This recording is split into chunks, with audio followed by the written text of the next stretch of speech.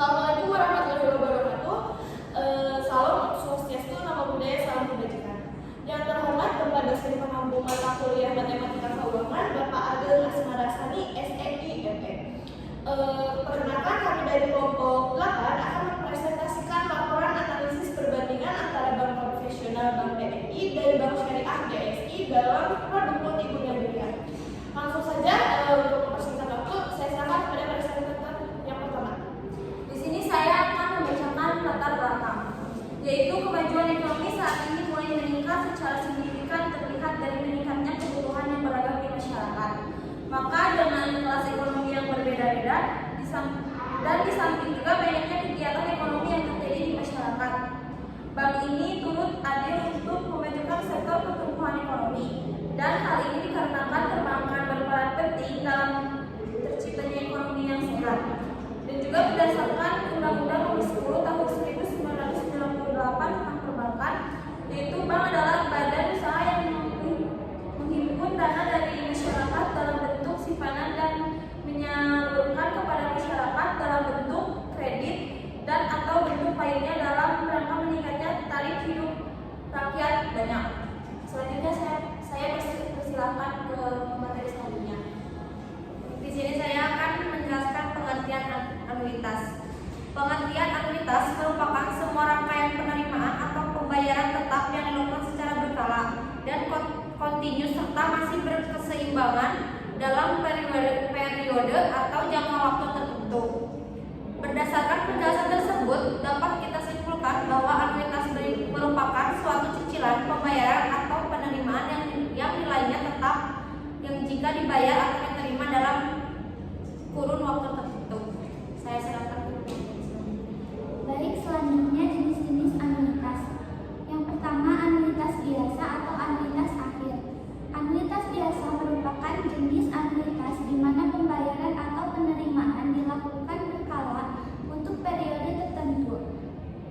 Misalnya, pembayaran hipotek di mana pembayaran juga penerimaan hipotek dibayar atau diperoleh ketika akhir periode.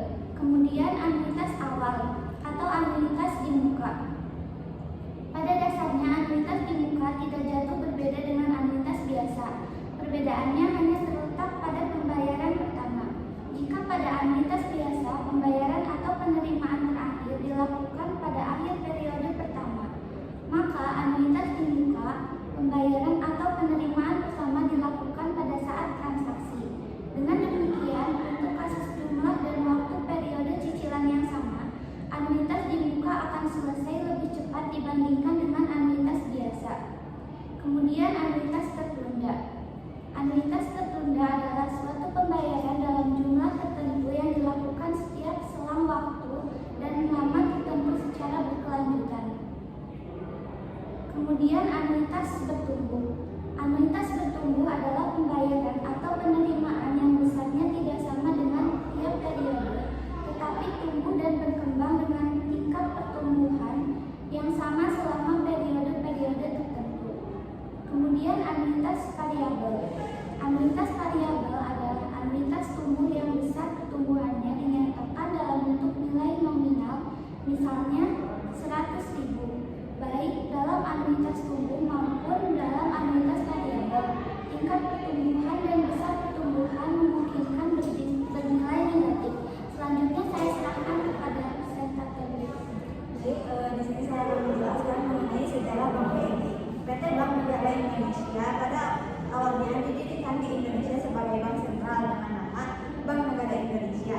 Berdasarkan peraturan pemerintah pengganti Undang-Undang Nomor 2 Tahun 1946 tanggal 5 Juli 1946. Selanjutnya berdasarkan Undang-Undang Nomor 17 Tahun 1968, BNI ditetapkan menjadi Bank Negara Indonesia 1946 dan statusnya menjadi bank umum milik negara. Selanjutnya, peran BNI sebagai bank yang diberi mandat untuk memperbaiki ekonomi rakyat dan berpartisipasi dalam pembangunan nasional dilakukan oleh Undang-Undang Nomor 17 Tahun 1968 tentang Bank Negara Indonesia 1940. Selanjutnya ada sejarah Bank BSI.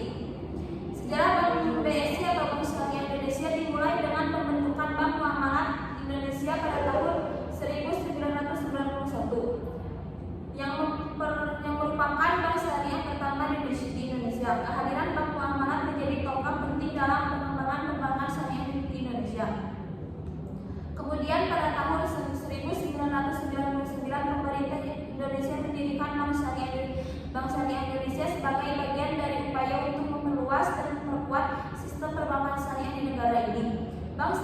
Indonesia didirikan dengan modal dasar yang cukup besar dan komitmen kuat untuk mematuhi prinsip-prinsip syariah.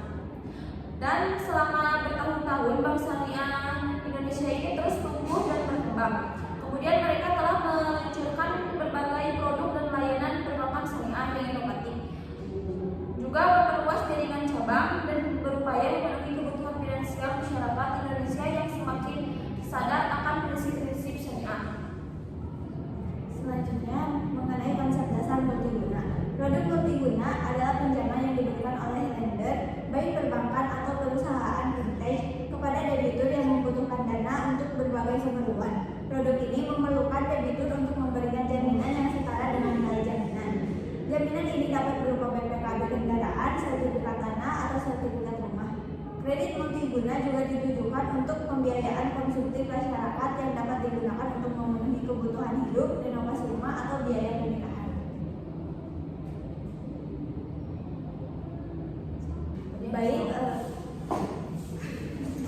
Baik, berdasarkan penelitian yang telah kami lakukan, kami dapat menyimpulkan bahwa akan lebih baik menggunakan produk kredit multiguna dari Bank BSI karena pada Bank BSI tidak terdapat bunga, melainkan menggunakan prinsip bagi hasil. Pada konsep bagi hasil, lembaga keuangan syariah dan nasabah akan membagi keuntungan maupun resiko secara bersama-sama. Hal ini menjadi daya tarik tersendiri bagi nasabah yang ingin terhindar dari praktik riba sebagai hal yang diharamkan dalam Islam. Selain itu, ada beberapa kelebihan lain dari prinsip bagi hasil yang diterapkan Bank Syariah, antara lain memiliki kesepakatan yang jelas. Artinya, rasio pembagian keuntungan antara pemilik dana dan pengelola usaha sudah ditentukan sejak awal berdasarkan kesepakatan bersama. Selanjutnya, adanya transparansi mengenai keuntungan yang diperoleh. Nasabah akan terhindar dari kekhawatiran karena bank akan memberikan informasi mengenai kegiatan usaha perbankan, profit yang diterima, dan sebagainya secara transparan. Selanjutnya, kepastian mengenai waktu pemberian bagi hasil yang diberikan. Besaran bagi hasil yang diperoleh nasabah dan bank memang sudah disepakati sejak awal. Proporsi presentasinya pun telah ditentukan dalam akad yang disepakati kedua belah pihak yang salah satunya dipengaruhi oleh komposisi penempatan dana. Dengan kata lain, penentuan keuntungan antara satu nasabah dengan nasabah lain dapat berbeda sesuai dengan besaran atau komposisi pendanaan. Terima kasih kepada presentator yang sudah menjelaskan materinya. Selanjutnya saya akan menyimpulkan kesimpulan yang ada. Dalam melakukan analisis perbandingan bank tradisional BNI dan bank syariah pada produk biaya serbaguna, ada beberapa faktor yang menjadi pertimbangan penting dari perspektif bauran produk. Bank tradisional cenderung menawarkan pinjaman yang lebih murah dengan suku bunga tetap atau mengembang, sedangkan bank syariah menawarkan pinjaman berdasarkan prinsip bagi hasil yang sesuai dengan prinsip syariah. Dari segi persyaratan, bank syariah seringkali menekankan kepatuhan terhadap prinsip-prinsip syariah seperti tidak ada bunga dan persyaratan tambahan dalam penggunaan dana.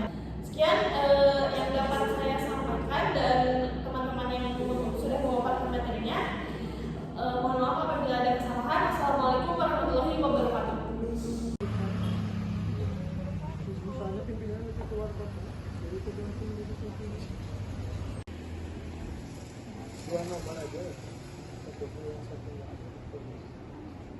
Kalau pasti aktif nggak apa-apa.